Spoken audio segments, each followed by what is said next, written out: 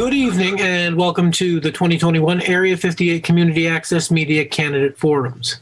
My name is Richard Goulart and I am the Executive Director of Area 58 Community Access Media. It is as part of our mission to serve the community that we are hosting this forum tonight, something we've done annually since our inception until last year. This is, however, our first foray into hosting the event via Zoom and streaming it at the same time. While we strive for perfection, or at least adequacy, we also realize we are human and we are also forced to rely on the vagaries of electronic devices and the temperamental nature of the internet to make this all possible. It's been more temperamental in the last couple of minutes. With any luck, everything tonight will come off without a hitch.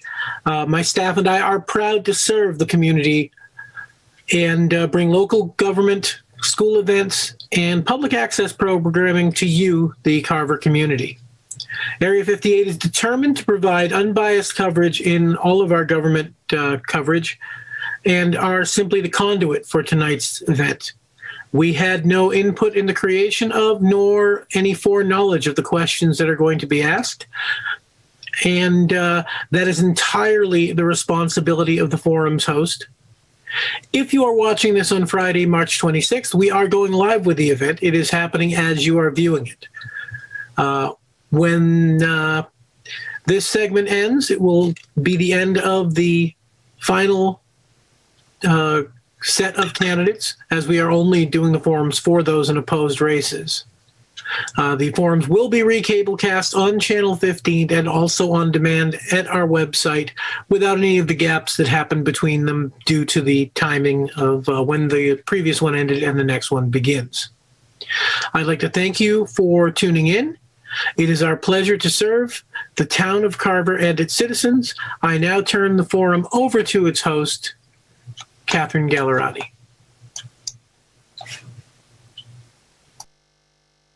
Thank you, Richard. Yes, I'm Catherine Gallerati. I'm from the Carver Reporter with the local Carver. I'm here to be your host tonight. Thank you for being here. Looks like we have both candidates. I want to start with the newcomer, Michael Palmieri, with your 2-minute opening statement. Sure, thank you. Well, I guess I'd like to introduce myself. My name is Mike Palmieri. I live at 164 Plymouth Street in Carver with my wife, Nancy. We've lived in Carver about 10 and a half years. I don't want to bring up and make it about a different subject, but due to our contaminated well with the North Carver landfill, we will now be tying into the North Carver Water District system. Since I've moved to Carver, the system has been often quite a hot topic, if you will, and it started out the year we moved in was how to pay for the system. What little I could get online about the North Carver Water District, and I'm talking like official Carver websites, not trolling around for things, as of a few years ago, I believe, the system has 4 10,000-gallon holding tanks and served 55 tie-in points to 55 customers. I'm sure Kevin would be able to correct me, but I'm sure that there's got to be more than that now.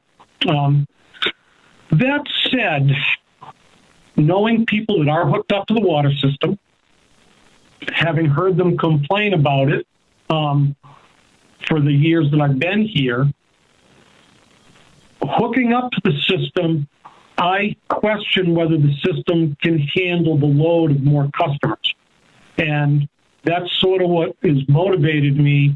One, I have a contaminated well, going to tie onto the system. And I question, will it be able to handle it? And also in the future, in the not too distant future. Again, that's what motivated me to get involved and run for the North Carver Water District Commissioners. Thank you. Thank you. And Kevin, it's your turn. Okay, so for those that don't know me, my name is Kevin Tracy. I live at 139 Plymouth Street, and I've been on the North Carver Water District for 12 years. Running for re-election again this year. I'm a lifelong resident in the town of Carver. I still live in the house that I grew up in. I'm a cabinet maker by trade, and I also own the tree farm at 143 Plymouth Street. So I'm busy 7 days a week most of the time, and that's my background. Now, Kevin, can you tell us how long you've been on the district commission and why you want to continue to serve? I've been on the commission for 12 years. I've 8 of it as chair. I like working as a water commissioner. It's something that I really enjoy doing, and I would like to continue to do it. Michael, what do you, other besides making sure that the water line is stable, what else do you want to do as on the commission? Well, I think because of contaminations that we have, and again, I don't want to make this about things that aren't pertaining directly to this water system, but it does tie in. Right now, there are 19 properties, homeowners, that are going to be tied into this system. As an individual that spent his life working as a licensed plumber, pipe fitter, and pipeline welder that has built water systems, water treatment systems, sewage treatment systems, worked in factories that had systems, again, I question, will this, with the capacity we have, will it handle it? And the other thing is, during this issue that's been going on for 3 or 4 years, and again, I could be wrong. I don't spend my time up at town hall. I try not to do that. But I've not heard anything from the North Carver Water District being proactive with the system. Like one thing I would do, again, as a mechanic and a plumber, is virtually every house that this pipeline runs by to create a really good price point way that people could at least have a curb stop dropped at their house, so down the road they could tie into the system. The only way you can increase the system is by getting rate payers. You can't get rate payers if the cost to get on the system is so astronomical they can't afford it or choose not to afford it. That's why I'd like to get involved. Kevin, what are some of your goals for a term if reelected? Well, I'd like to continue to help promote the commercial growth, because the North Carver Water District was primarily developed for the purposes of commercial growth.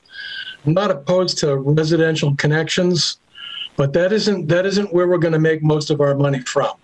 And right now, the district we're in a better financial position than we have ever been, basically, because growth is happening regardless. The objective is to kind of continue with that commercial growth, get more users to tie into the system, and start making our own way instead of relying on town subsidies and other means to provide our funding. And Michael, do you have other goals that you've kind of touched on? Obviously, your immediate goals. Well, I think that's a big one. Is if we expand the system, which I think we do have to. We're going to have to. The thing is yes, I agree that you can generate more money by getting commercial properties tied into the system. That all said, because the system, I don't believe, is up to the task, you're going to be asking commercial properties to foot the bill for that, to maybe add more wells, add more pumps, add a tank, a tower, so you can pressurize the system to get volume and pressure needed to run a business. Why would someone want to do that if they can go to Middleborough, Plymouth, or Wareham and have a water system already there? So I understand about the money's not made on the residential system, but right now we're facing with contaminated wells that's what we got to provide water to. And I personally, and it is just a gut feeling, I don't think this contamination issue is going to get any better. I think it will get worse as more testing and testing other things, both at private well, with private wells. We're going to have to figure out a way to expand. And like I said, we have to think of a way to make it more appealing for residential people to tie into the system.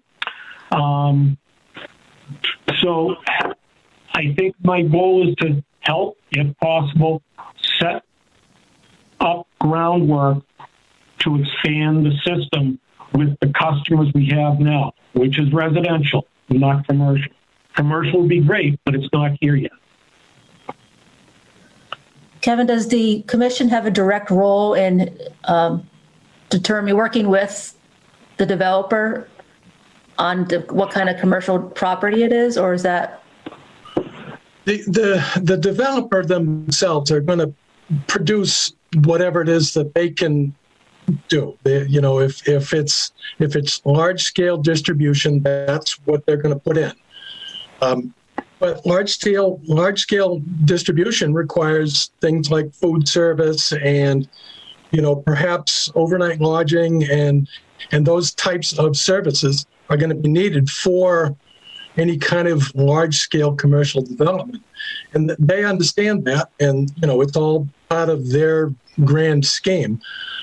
We work directly with them for the purposes of determining what kind of needs are going to have to happen. If they're going to build something, they need to build it to the specifications that the district needs. Are we going to have enough water? Absolutely. Right now we're well below our permit as far as being able to produce water. We could produce 100,000 gallons a day, and we don't come anywhere near that right now.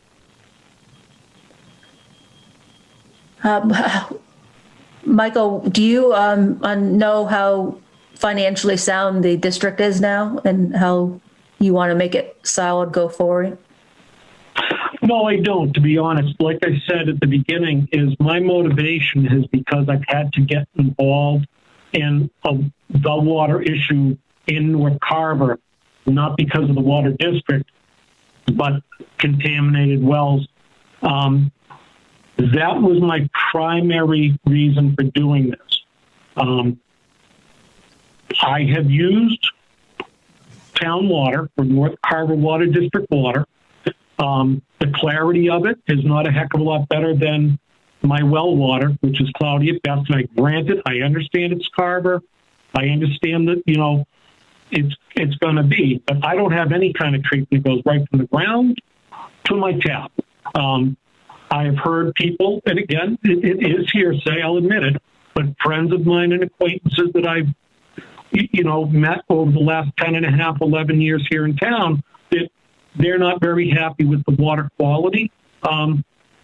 So that's all I can go by is what I know. As far as the fiscal stability, I sat in on, I think, last month's meeting. I forget the figures. It doesn't sound like there's too much money in the kitty to do any capital improvements. Not at this time. Right. So, as my point is, I get it. I know that there's all kinds of moving parts in North Carver. We have the North Carver, the urban renewal. We have the commercial district. We'd like to see, or some people in town want to see that built up. As someone who's worked on multi-million-dollar projects, it is very difficult to bring someone in with a big boatload of money and tell them that they basically got to build the infrastructure when the towns around you have it. Like I said, I think that's a great goal, but we have to do something to make it more palatable for that to happen. I don't think we can rely solely on a developer to come in, like it's been talked about, a hotel possibly, or a big warehousing food distribution system, things like that. it would be great, but I think we have to deal with the now, and we're going to have to look at expanding the system for residential properties. Kevin, what is the role of the commission in relation to the select board? Is there a direct, do you work together? Or is it separate? Was this for Mike or for me? Oh, sorry, for you, Kevin? Yes. Well, I do work with the select board. We, as elected representatives, we are a distinct and separate body. Like the school committee. Exactly. Exactly like the school committee. And it's also an enterprise fund. So the role of commissioner is really basic business management. We manage the asset. We expend where we need to expend, and we generate revenue where we can generate revenue. So it's, I do work with the select board on issues, and I'm staying up to date with the Plymouth Street waterline extension, which, by the way, has nothing to do with North Carver Water District. That is a project that is being managed by the town of Carver through its Board of Health, being directed by the DEP. Our role in that will be just simply inspections. My water operator will inspect the water line as it goes in the ground, just to make sure that it meets the specification that North Carver requires. And beyond that, we'll make service connections and do what we need to do. But this is all being managed by the town of Carver. Beyond that, it's basic business management. I'm not sure a lot of people know exactly what you do, so kind of fill them in a little bit. I think it'd be helpful. Most people don't know what we do. I don't know how often you have a contested race either, so that's It's the first time in a while. Okay. Well, I'd like to give you a chance to have your closing statements now. Kevin, you can go first, please. Okay, so it has been my great honor and privilege to serve the town for these past 12 years. The only promises that I ever make to anybody is that I'll show up and I'll work hard when I get there. Most people know that about me, and I'm giving everybody else the opportunity to see that. I've taken the district in 12 years. We've built a water plant, constructed many feet of water line, connected many buildings to water service. We've taken the district from a point where we were needing, almost $300,000 worth of subsidy annually to meet our budget goals. This year, the district will only be asking for $170,000. Now, I know it still sounds like a lot of money, and it is, and the district gets that. But it's our objective to kind of get, we're up on our feet now, and now it's time for us to start, building the district to a point where we can be self-sustaining, stand on our own, and provide quality service to the town. Thank you. And Michael, would you like your closing statement, please? Yeah, first of all, thank you. And also, this race for me, or this trying to get on this commission, is not a personal thing with Kevin or anyone else. Whomever's time was up, up for re-election, I was going to run. I had looked into it last year, and I was a little slow making a decision due to this issue I deal with the contaminated water is sort of what pushed me in this direction. That said, I understand that the Water Commission is a distinct and separate entity from the town, but in a case like this, where this water pipe on the Plymouth Street extension very well might be going by homes that could be rate-paying customers, because that's how you're going to get revenue right now, is more ratepayers to go by and not be involved. If it can be done the way it's charted, that I don't know. But if it could have been done, I would have been knocking at doors saying, the water pipe's coming by, we can leave you at curb stop, and what can we do to have you hook up to get another ratepayer involved? I would, at every opportunity, I would get a new ratepayer on this system to generate revenue. That is what my big goal would be. Well, thank you, both of you, for coming out tonight. Appreciate it. Thank you. Thank you very much.